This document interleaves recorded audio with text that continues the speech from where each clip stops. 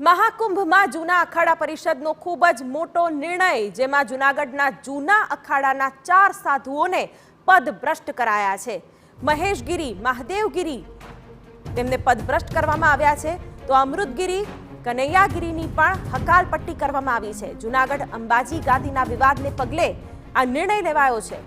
ત્યારે જૂના અખાડાનો આ મોટો નિર્ણય, જેમાં વિવાદોમાં રહેલા આ તમામને પદભ્રષ્ટ કરવામાં આવ્યા છે. એમાં મહેશગીરી, મહાદેવગીરી, અમૃતગીરી, કનૈયાગીરીની પણ હકાલપટ્ટી કરવામાં આવી છે.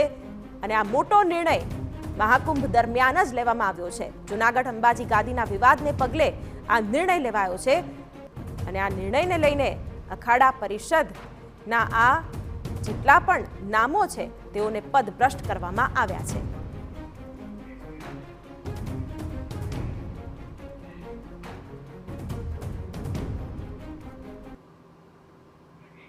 ત્યારે પદભ્રષ્ટ કરવાના અંગેના નિવેદનને લઈને, નિર્ણયને લઈને મહેશગીરીની પ્રતિક્રિયા પણ સામે આવી છે.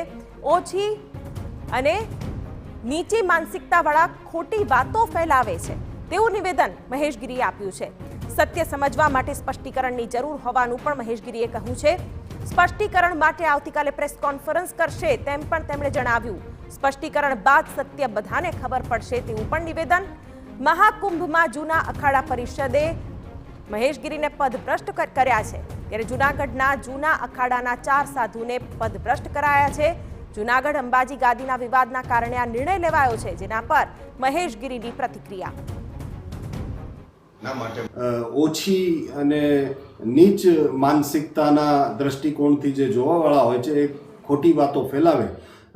એક વાત કહું કે ઘણી વાતો એવી ચાલી રહી છે અને છાપામાં ક્યાંક ક્યાંક આવ્યું છે કે બરતરફ કરવામાં આવ્યા અને શું કરવામાં આવ્યા. મને લાગે છે કે આવા નાના શહેરોના અંદર આવા શબ્દો આવે ત્યારે આપણે ઘણી વખતે વિચાર કરતા થઈએ, અચ્છા આવું થયું. પણ સત્ય સમજવા માટે મને એમ લાગે છે કે જે ગિરનારના માટે ખરેખર લડી રહ્યા છે કે ગિરનાર પાછો જેવો હતો આપણાને એવો મળવો જોઈએ, જે સાધુતા ગિરનારમાં હતી એ પાછી આવવી જોઈએ.